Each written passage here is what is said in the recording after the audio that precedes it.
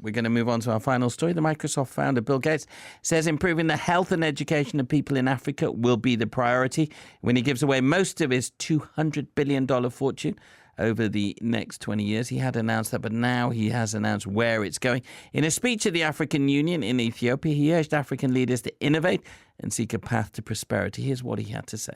I made a commitment recently for all my resources to go to the Gates Foundation. And I'll say publicly for the first time tomorrow, in the great opportunity I have to give a speech on the Nelson Mandela Hall here, I'll say that the majority of those resources will be focused on helping with the challenges in Africa. Well, there we go. He already said it, really, didn't he, before that speech? Let's bring in Fadhel Kaboub, Associate Professor of Economics at Denison University, usually based in Nairobi in Kenya, but now joins us from the US. Were you surprised when Bill Gates said he was going to give most of his $200 billion fortune to countries in Africa? I wouldn't say surprised. I mean, there was a lot of interest from Bill Gates in Africa in the past, and it's been just increasing over the last few years. But to put things in context, I mean, it's commendable that somebody like Bill Gates is giving away most of his fortune to the African continent. But to put things in perspectives, in 2024, African countries paid more than $160 billion in debt service.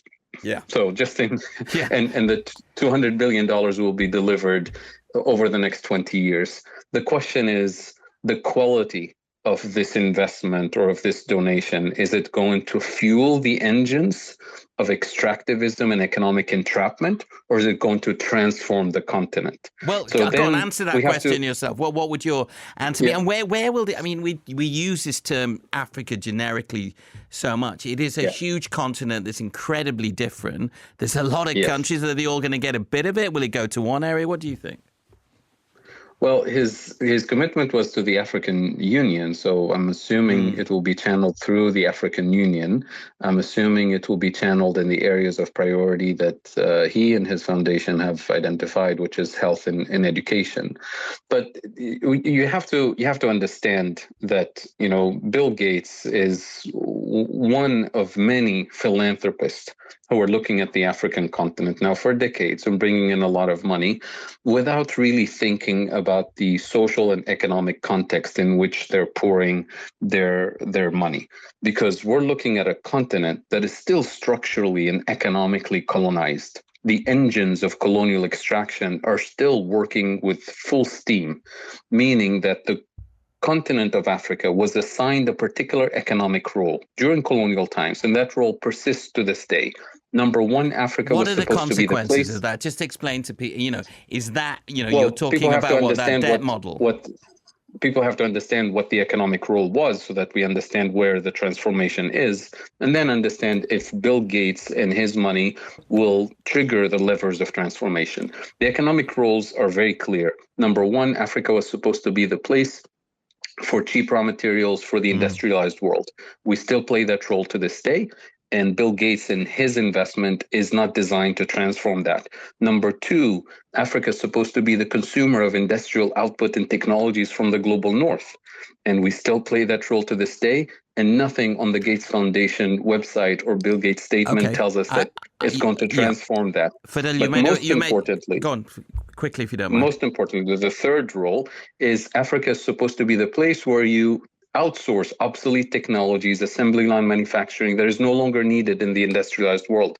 And again, if you look at the track record of the Bill Gates Foundations and what was announced, nothing is designed to undo this historic rule that was imposed on the African continent. So that makes me very skeptical about the impact. That is an interesting point you make. Bill Gates would say, you know, they're looking to invest in health and education and improve those infrastructure. I want to bring in Shushma on this point here because it is a fascinating point about how countries can move away from their colonial legacy. People may say that India's been more successful than some African countries. Is that a fair comment? Yeah.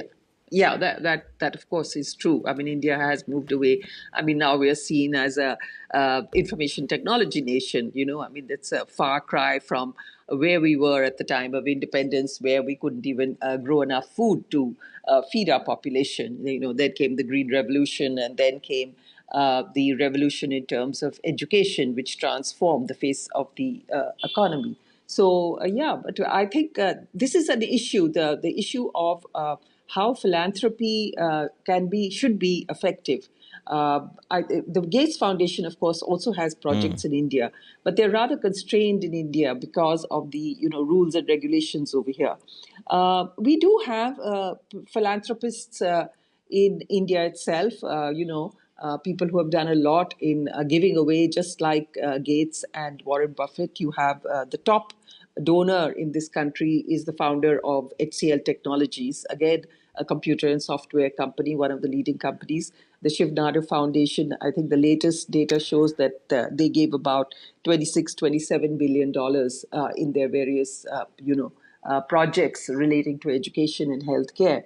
And the next person on the list is another tech leader, that is Azim Premji. Well, yeah. But he's actually given about half that amount. He has. But the tech giants all over the world have made so much money. Yeah, they've got a lot. Absolutely. They've got a lot to give away, haven't they, Peter? Yeah. Mauricio? And we can debate about how it goes and where it goes. But that initial idea, Peter, of giving away a lot of your money, that is something to be admired, is it not?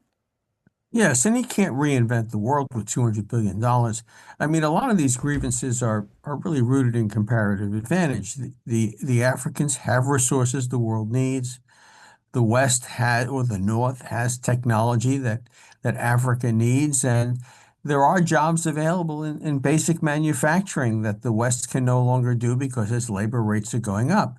I mean, you can say, gee, this is terribly unjust, but how did India break out of all this? The answer is that the British left behind in India a very good educational system, very fine, at the top universities, which have generated a lot of engineers in places like Bangalore. I must interrupt here, Okay.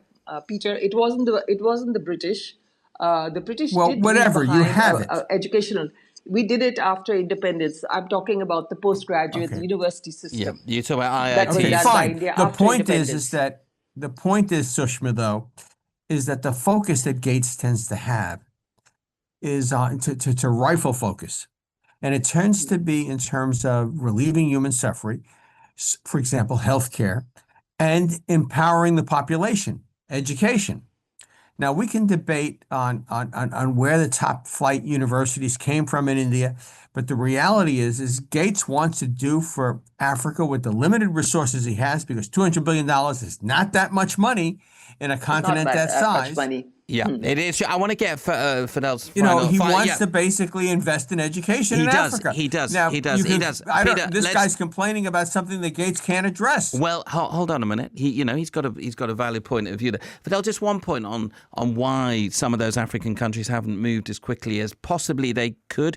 Some of that is colonialism, but isn't some of that to do with bad economic mismanagement themselves? Well, of course, there is economic mismanagement, but there's also economic entrapment that is post-colonial that leads to the fact that the continent is paying more than $160 billion per year in debt service. That is called economic entrapment by design.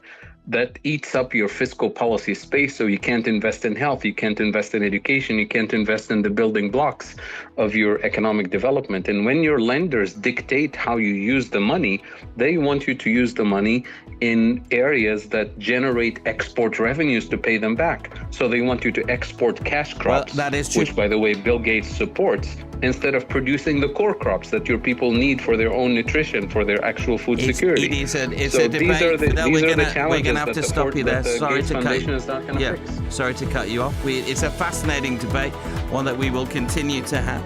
Peter, thanks very much. Shushma, thanks very much as well. Back, same time, same place tomorrow.